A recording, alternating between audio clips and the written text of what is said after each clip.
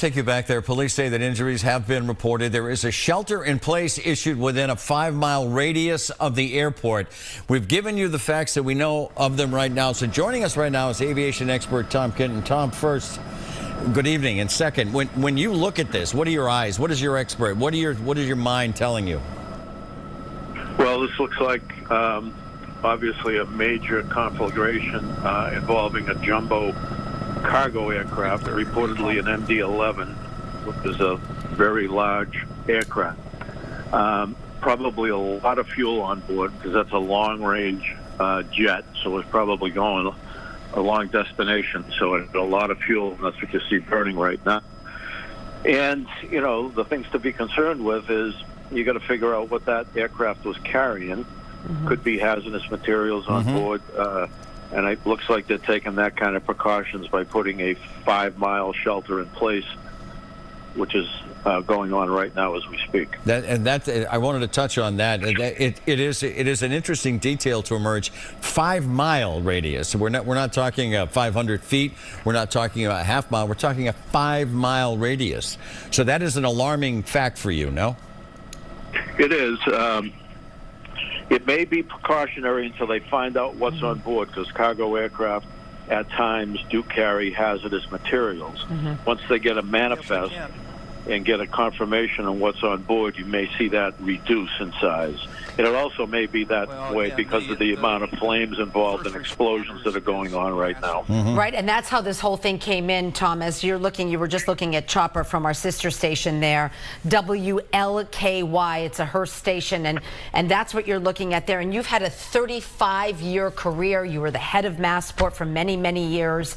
And when you see something like this, like Ed was asking, what dots are you connecting right now? Again, it's a rescue effort now, in addition to a containment issue. So don't know what's involved on the ground. Not a lot of passengers on a cargo aircraft, but there are souls on board. Sometimes that can range from 3 in the cockpit. Sometimes they carry relief crew if it's a long-distance aircraft, so it could be as many as 6 on board. They'll have to figure that out once they get the manifest, but there's a lot of concerns on the ground right now in terms of where did it go in? Did it go into a populated area and so forth? So they have to figure all that out and get a rescue effort. This is all rescue right now. There'll be, containment after that, and then there'll be an investigation, obviously. When I look at it, Tom, I don't see one spot where the fire is. I see multiple spots. I don't know is that an indication of did the plane strike and move forward? Did it land in another building? Is it just that's a large field of flames that we're looking at right here? Yeah, I mean it was right after takeoff, so there was a lot of speed involved, and it's low altitude, so it may have been coming down instead of a nose-in attitude, which would have put the wreckage and flames in one spot. It may be indeed what you just said. It bounced along the ground, perhaps, and hit several things and spread the fire along a path of destruction rather than a nose-in attitude.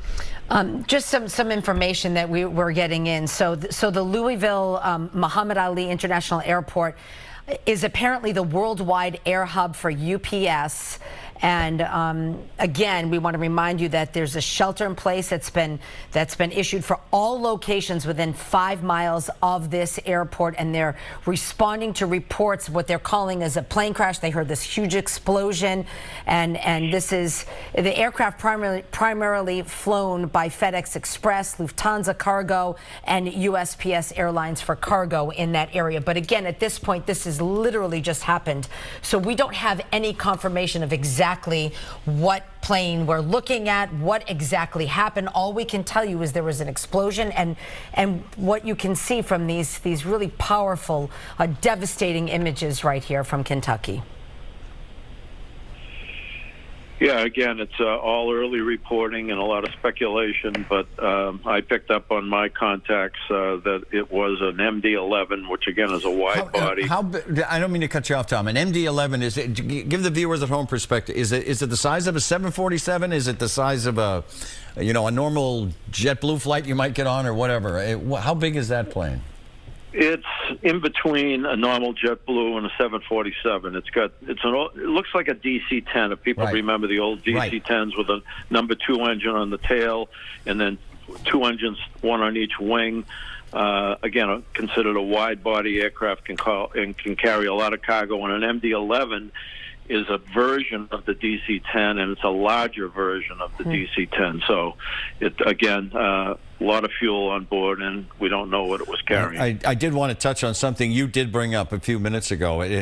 A large plane, which could be carrying a lot of cargo, likely didn't have, it had passengers. There were people on board, obviously, but didn't have a great number. It didn't have 135 passengers on the plane, right? Correct. That aircraft normally would have a crew of 3 operating it, but as I say, if it's a long-haul flight Right. going more than 10 hours or so, it would have a relief crew, and sometimes UPS uses that aircraft to ferry employees around the network. So it could be upwards of 6 to 7 on board, but again, Sure. the manifest will dictate what that number is. Tom, the response here that we can see just from this image from our sister station there, from their helicopter, is remarkable. And these are things that you're familiar with. These are incidents that you prepare for. And take us through those moments. How do you anticipate something like this? What are some of the things that you do to make sure that the response is correct in a case like this? Well, in a case like this, it looks like it may be off the airport, so the airport may be responding with some of its apparatus to help as a mutual aid effort to the community or communities involved.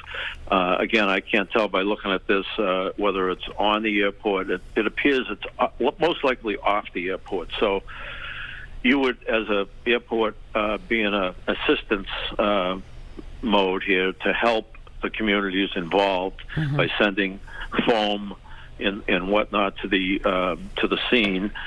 But again, you have to be careful because the airport may be still open, and you have to remain with your index in place, which means you have to have fire apparatus at the airport if it's still open. If the airport's closed, then you can send a lot of apparatus to the scene to assist. And again, the airport may be assisting the communities with getting to UPS to find out, again, the manifest. Souls on board, cargo that it was carrying, hazardous materials, and whatnot.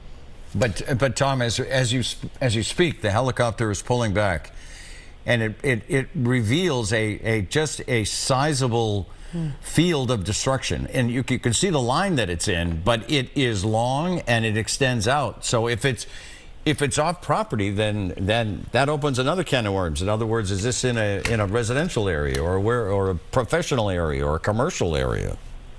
Exactly, and communities like that, honestly, are not prepared for something like this. This is something communities don't have happen every day, if at all.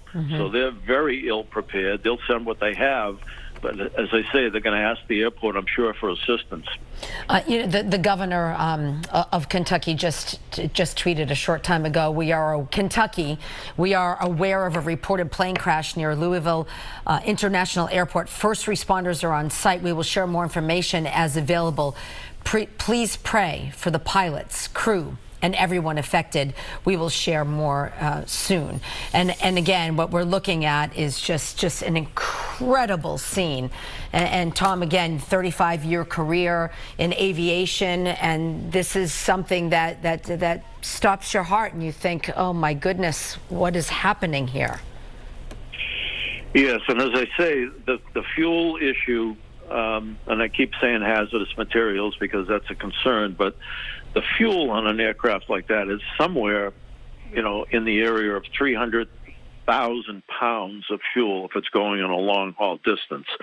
A 747, by comparison, going, overseas is probably carrying something like 400,000, and this aircraft is probably in that range, 300 to 350,000 pounds of fuel. That's a lot of fuel and a lot of fire, and that's what you're seeing. You mentioned also earlier in our conversation that this was right after takeoff, right? So the fuel would be full, it would be a whole heavy load and ready to go, and then obviously this happened. Exactly. It's the Tom? worst possible time to deal with an aircraft fully loaded with fuel like that, and that typically happens on takeoff. Tom Kitten, thank you so much for bringing your expertise to the focus on an absolute. This broke at the moment we came on the air. So did. this is breaking at the moment. You were looking at the raw pictures as we look at the raw pictures. Tom, thank you for your expertise and all your information you could provide. Before we go to break, the USPS just tweeted, USPS has been notified of an accident involving one of our aircraft. United States Postal Service or UPS? UPS, pardon me. UPS. Ed, thank you so much for correcting me. So UPS has been notified of an accident involving one of our aircraft in Louisville, Kentucky, and they're going to post updates soon. And then the FAA confirming that UPS, the flight 2976, crashed just about an hour ago, less than an hour ago, after departing from the airport, and it was heading to the international airport in Honolulu, and the FAA and NTSB are now investigating. You were watching News Center 5 at 6. We'll be right back.